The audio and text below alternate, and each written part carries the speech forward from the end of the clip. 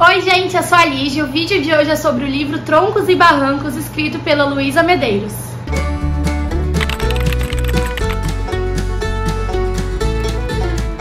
E se você tá chegando agora no canal, eu já peço pra você se inscrever, ativar o sininho, deixar o seu like e de me seguir nas redes sociais. Então eu vou deixar o link do meu Instagram e do meu TikTok aí na descrição pra você acompanhar tudo.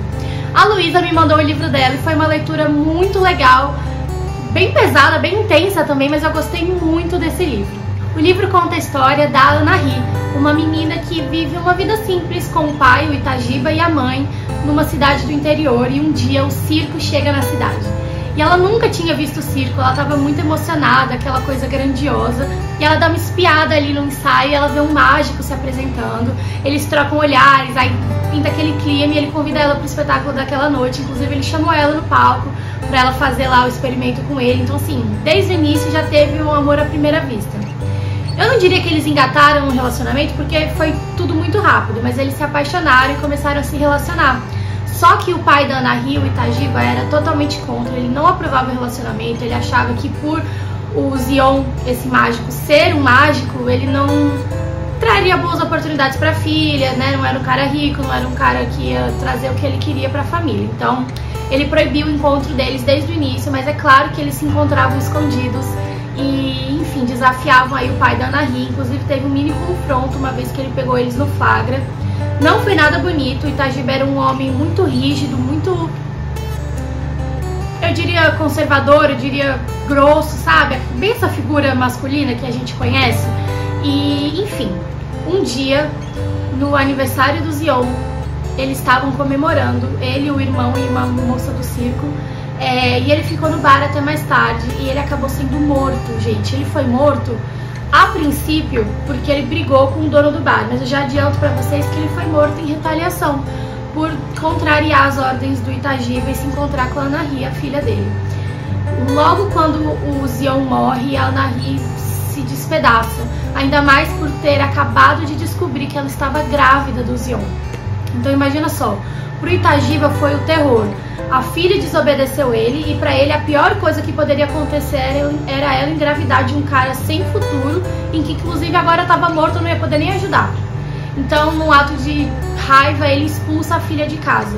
E a Anahi, sem saber pra onde ir, resolve pegar o pouco trocado que ela tem, pegar um ônibus e ir até o sítio Bacurizeiro, uma cidade mais no interior ainda, mais simples ainda, pra tentar encontrar a avó dela e morar com a avó, ter essa criança, cuidar dessa criança. Afinal, o bebê é a única coisa que liga ela ao Zion, né?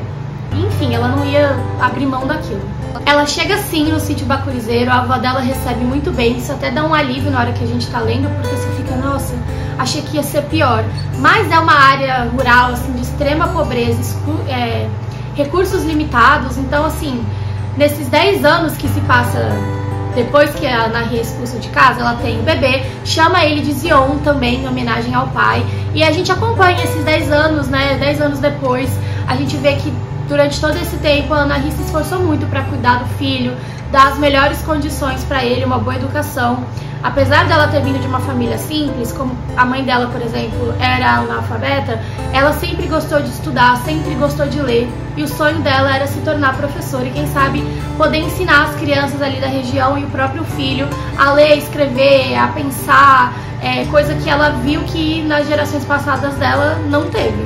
E nessa região desse sítio Bacurizeiro, é uma região tomada por madeireiros, grileiros, que ali na região norte, para quem não conhece, é a galera que desmata áreas de maneira ilegal, derruba árvore, enfim. E aí o pai da Anahi, o Itagiba, e o irmão do Itagiba, ou seja, tio da Anahi, eles estão no meio dessa grilagem, eles são madeireiros, eles comandam ali os funcionários da região e eles obedecem a um chefe. Esse chefe, ele mora numa mansão ali, numa super fazenda na região, e ele tem esposa e filho. Só que quando a esposa e o filho foram se juntar a ele na fazenda, o filho teve um ataque de asma, e aí a esposa falou, eu não sirvo pra essa vida no campo, a gente vai voltar pra cidade. E aí meio que a esposa e o filho voltaram pra cidade e ele ficou sozinho nesse casarão. Com o passar desses 10 anos, né, que a Anahi criou o filho e viveu ali na região do sítio Bacurizeiro, ela fez algumas amigas. E uma delas, inclusive, trabalha na casa desse fazendeiro, grileiro, dono de tudo ali da região. E ela convidou a Anahy um dia pra ir até a casa, a fazenda, ajudar ela ali na comida, na alimentação do patrão, porque ela não estava dando conta da quantidade, de tudo que ela tinha que fazer. A Anahy foi, até porque ela não estava numa posição de negar dinheiro. E, gente, assim, pra ser bem direta, esse patrão assediou a Anahy. Ele queria, quase a estuprou, na verdade. Ela conseguiu fugir, ela ficou muito assustada e prometeu nunca mais voltar e nem se envolver com esse homem dono da fazenda. Só que o fazendeiro, ele ficou muito bravo. Ele ficou muito bravo e na hora que ele tentava pegar assim a Anahy, ela falava: sai, eu não quero nada com isso, eu só quero viver e cuidar do meu filho, eu quero focar no meu filho. E aí assim, depois que ela conseguiu fugir, o fazendeiro pensou: putz, esse filho é o que impede a Anahy de se entregar pra mim, é porque ele é o garanhão, né? Não é porque ela não quer, porque tem uma justificativa. E aí ele pensou: cara, se eu me livrar dessa criança, a Anahy vai finalmente poder olhar pra mim e a gente vai ficar juntos, vocês acham? E aí ele ordenou o Itagiba e o irmão Gildo, ou seja, o avô e o tio-avô da criança, o pai da Anahy, o tio da Anahy, a se livrar do menino, gente. E o mais chocante é ver que o Itagiba, que é o avô, né, do Zion, ele realmente pensou em matar a criança. Eles sequestraram o Zion num dia, levaram ele num carro, trancaram ele numa sala na madeireira lá na cidade e estavam pensando como se livrar. E o Itagiba estava realmente decidido: vamos matar o menino, eu nunca gostei dele mesmo, ele é bastardo, não sei o que lá, um monte de fala preconceituosa. Mas o Gildo, o irmão do Itagiba, o tio da Anahy, falou: cara, eu não vou matar uma criança, a gente não pode se envolver com isso. Vamos largar ele em outra cidade ali da região, porque ele não vai saber voltar mesmo, e aí ele fica lá e não vai ter mais problemas. E aí o Itagiba se convence e é isso que eles fazem. Eles vão até uma cidade vizinha, de noite, o menino vendado, o Zion sem ver nada, sem saber onde estava, super assustado, eles jogam ele na rua e vão embora. Nesse momento a Anahy fica desesperada, né? Ela acabaram de sequestrar o filho dela, ela não sabe pra onde levaram, ela só sabe que é o pai e o tio. Isso torna tudo muito pior, porque a família é quem deveria protegê-los e eles fazem isso. Então começa a busca incansável da Anahy atrás do filho. Enquanto isso, o Zion faz o que consegue para sobreviver. Ele acaba conhecendo um menino na porta da igreja e eles ficam melhores amigos. Eles começam a dormir juntos, a pegar comida em abrigo. Aí o Zion conta toda a história da vida dele, fala do pai, porque a Anahy sempre falou muito do pai. E ele fala: meu sonho é ser mágico, igual o meu pai, meu sonho é ver um circo que eu nunca vi. E eles resolvem fazer malabarismos no sinal para ganhar um trocado e com esse dinheiro usar para voltar para casa. Porque apesar do Zion não saber onde ele tá, ele sabe que ele mora no sítio Bacurizeiro com a mãe.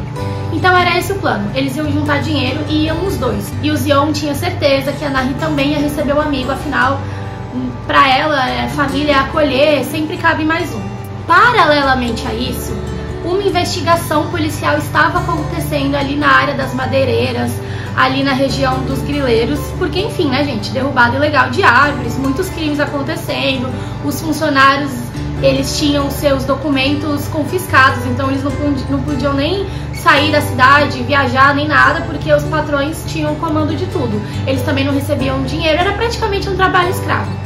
E aí, enfim, tava tendo essa investigação. E aí a gente acompanha a policial Eloá, que ela é uma policial mais nova, junto com seu parceiro nessa investigação. A gente conhece alguns detalhes da história, muitos personagens são introduzidos. Eu tô fazendo um grande resumo pra vocês, porque essa história ela é muito densa em muitos aspectos sociais, assim, a gente consegue entender o contexto da região, econômica, socialmente, é muito interessante. E aí depois que a polícia fez ali umas averiguações, eles iam voltar pra cidade, né, afinal o sítio Bacurizeiro é no interior, e começou uma tempestade, eles não tinham pra onde ir. Acabou que a Eloá, a policial, encontrou a Anahy e a Anahy ofereceu abrigo pra polícia, pra eles poderem passar a noite ali, comer e depois voltar pra casa quando acabasse a chuva.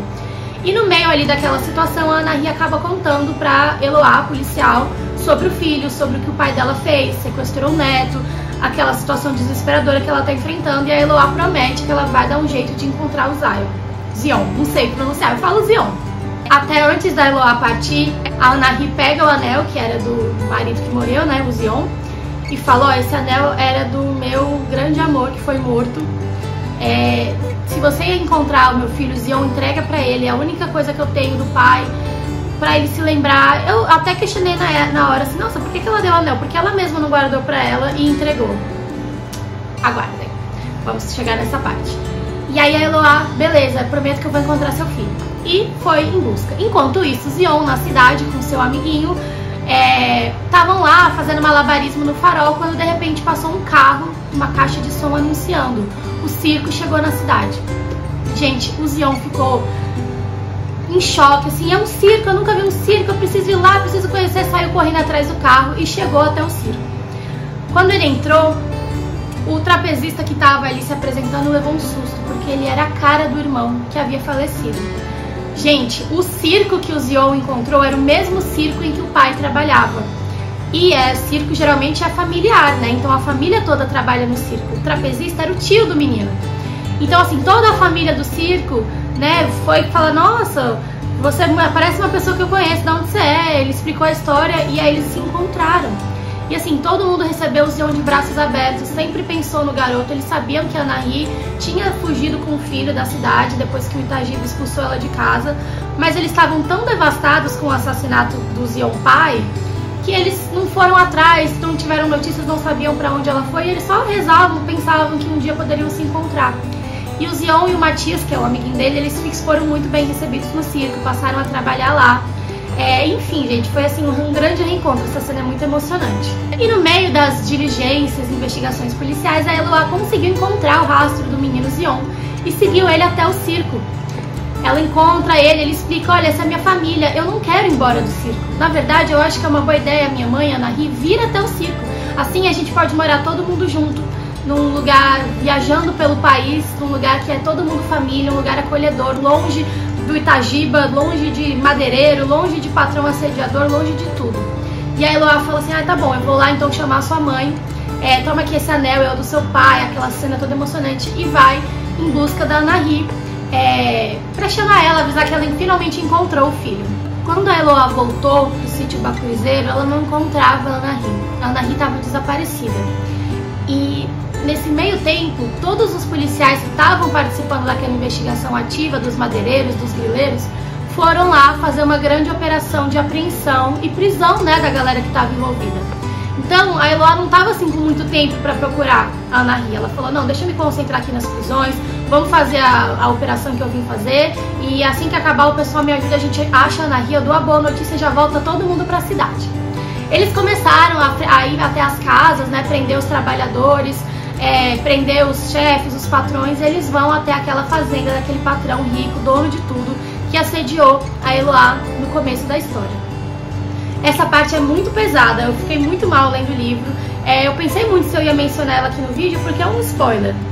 Mas eu acho que, como é um livro que não é muito conhecido, vale a pena eu me aprofundar um pouco mais nesse final. Eu não vou contar tudo, para vocês também terem a curiosidade e a surpresa de ler tudo e, enfim, se conectar com a história. Mas geralmente livros famosos eu não falo nada porque é famoso, mas assim, eu queria muito realmente divulgar esse livro. Então, algo acontece com a Anahy, algo que eu não estava esperando, eu não estava pronta, algo ruim, algo horrível. E o responsável foi esse patrão, esse dono dessa fazenda. A Eloá consegue ver toda essa situação, ela prende esse dono dessa fazenda, junto com o Itagiba, o pai da Anahy, e o Gildo, o tio da Anahy. Bem feito. Ao longo da história eu fiquei com ódio mortal deles, são pessoas horríveis, assim, nossa, sério, é horrível. E aí é descoberto no fim da história que quem assassinou o Zion pai naquele bar foi o Itagiba, né? Eu já tinha adiantado isso pra vocês. Mas a história faz a gente acreditar que tinha sido o dono do bar. Acontece que o dono do bar levou a culpa pelo Itagiba, porque o Itagiba mandava em tudo ali na região, e ficou foragido, assim, por anos, né? Ele acabou sendo preso também depois nessa operação. Mas foi o Itagiba, gente. Então, assim, na hora foi uma grande surpresa, mas eu confesso que eu já imaginava, né? E o livro termina com um final feliz e triste. Eu consegui enxergar muita tristeza nesse final, mas eu também consegui enxergar muita alegria e muita esperança. E é só isso que eu vou falar em relação ao final, vocês vão ter que ler para descobrir. Então esse livro ele fala sobre a luta para sobreviver num lugar com poucos recursos, num lugar escasso de educação, políticas públicas, socialmente invisível.